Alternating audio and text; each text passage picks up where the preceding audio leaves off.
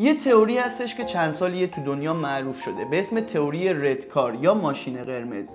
تئوری رد کار میگه شما دیروز تو خیابون چند تا ماشین قرمز دیدید و معمولا جواب به این سوال یا نمیدونم هست یا دقیق نمیدونم. خب طبیعی هم هست چون ما توجهی به این موضوع نکرده بودیم، ولی اگه بهتون بگن فردا تو خیابون تعداد ماشینای قرمز رو بشمارید و به ازای هر کدوم یه هدیه بگیرید، شبش که ازتون بپرسن دقیق تعداد ماشینای قرمز رو میگید چون توجهتون به این موضوع معطوف بوده. این تئوری معروف برگرفته از یکی از قسمت‌های مغز به اسم ریتیکولار اکتیویتینگ سیستم یا سیستم فعال کننده مشبک است که به اختصار بهش RAS هم میگن.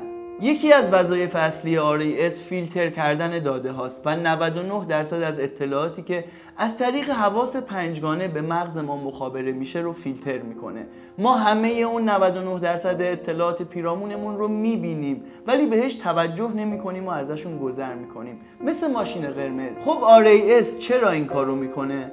چون حواس ما در هر ثانیه 11 میلیون بیت اطلاعات رو از پیرامون ما جمع آوری میکنه و به مغز میفرسته، ولی ذهن خودآگاه ما فقط میتونه 50 بیت اطلاعات رو تحلیل و پردازش کنه. واسه همین اکثر داده های پیرامون ما رو فیلتر میکنه و فقط مواردی رو که ما توجهمون بهش هست و فکر میکنه برای ما مهم هستن رو انتقال میده به ذهن برای پردازش. خیلی از مواردی که باعث بهتر شدن زندگی ما میشن، باعث پیشرفت شغلی، بهبود روابط، بهبود شخصیت ما میشن، کنار ما هستن و ما فرصت استفاده ازشون رو داریم، ولی چون توجه ذهن ما درگیر لباس، پوشش، مراسمات، بهتر دیده شدن تو چشم باقی افراد و این گزینه هاست، RAS مغز ما روی مواردی که باعث بهتر شدن زندگی ما میشن خاموشه و ما به سادگی از کنار فرصتاش گذر میکنیم. برای جلوگیری از این کار باید با توجه کردن به مواردی که باعث ارتقای ما میشن